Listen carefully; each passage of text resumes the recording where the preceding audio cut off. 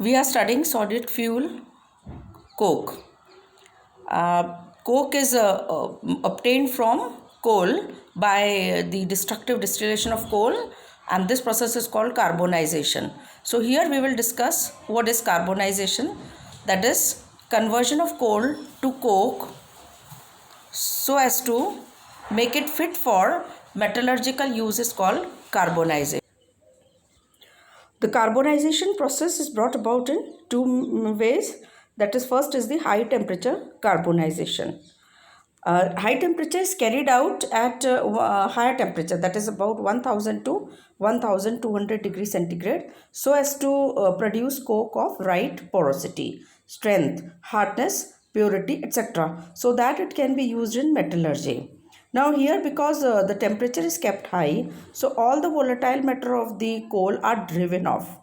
The yield of coke obtained is about 65 to 75%, but its calorific value, that is the calorific value of gaseous product obtained, is low, that is about 5500 to 6000 kilocalories per kilogram.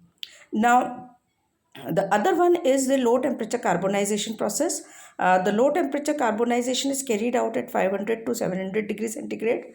The yield of coke obtained is about 75 to 80%, and it contains about 5 to 15% of volatile matter. Now, it is not, this coke which is obtained at low temperature is not mechanically strong. It like so we cannot use it for metallurgical purpose or metallurgical coal, but it can be used for running some other small industries, or maybe for domestic purpose. So it is suitable for domestic purpose. The byproducts, that is the gaseous byproducts produced by this process, has a higher calorific value. Therefore, it is an important gaseous fuel. So let me illustrate you that the process is called carbonization because the journey from coal to coke conversion means the percentage of carbon increases. So because carbon is increased, therefore it is called carbonization.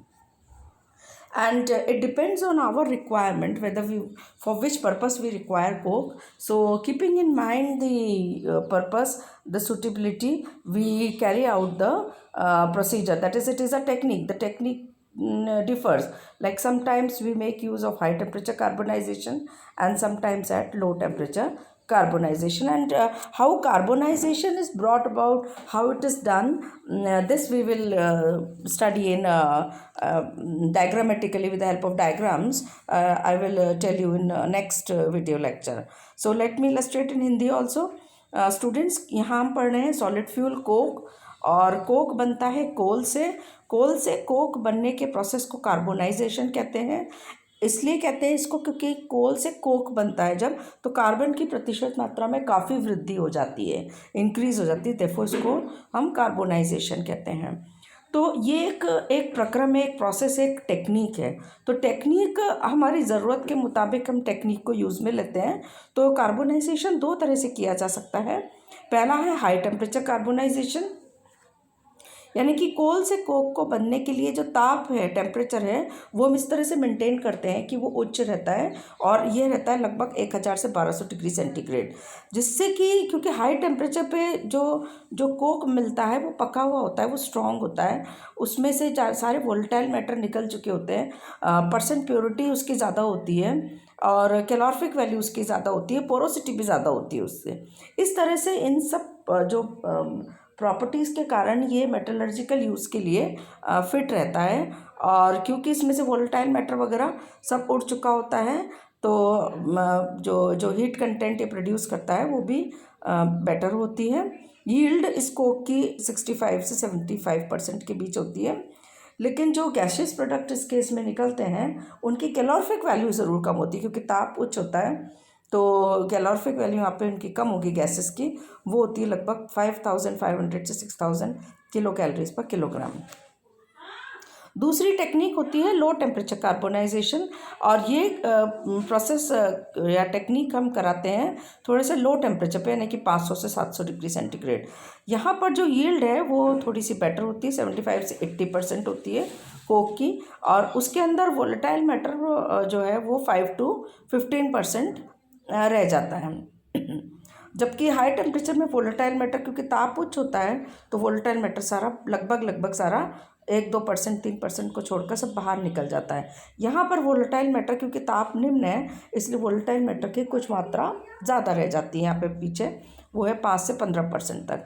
लेकिन इस तरह का कोल जो हमें मिलता है वो ज़्यादा स्ट्रॉन्ग नहीं होता, पोरोसिटी भी उसकी कम होती है, और कार्बन कंटेंट भी उसमें थोड़ा कम ही पाया जाता है हाई टेम्परेचर के मुकाबले, इसलिए यह मैकेनिकली स्ट्रॉन्ग नहीं होता।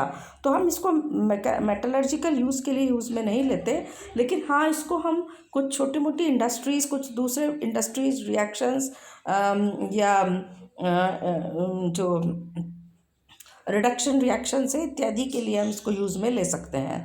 और हाँ, डोमेस्टिक यूज़ के लिए भी ये सूटेबल होता है। जो यहाँ पे बाय प्रोडक्ट्स है, गैशियस बाय प्रोडक्ट्स जो प्रोड्यूस होती हैं, निकलती हैं, उनकी कैलोरीफिक वैल्यू हायर होती है, इसलिए ये एक इम्पॉर्टेंट गैशियस फ्यूल प्राप्त करने का भी तरीका है या टेक्निक है या सोर्स है।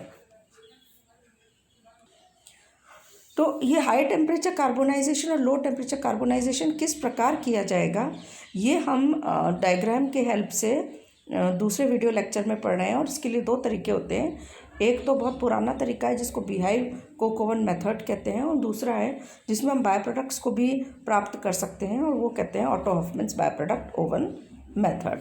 तो ये दोनों मेथड्स मैं आपको नेक्स्ट लेक्चर में बताऊँगी।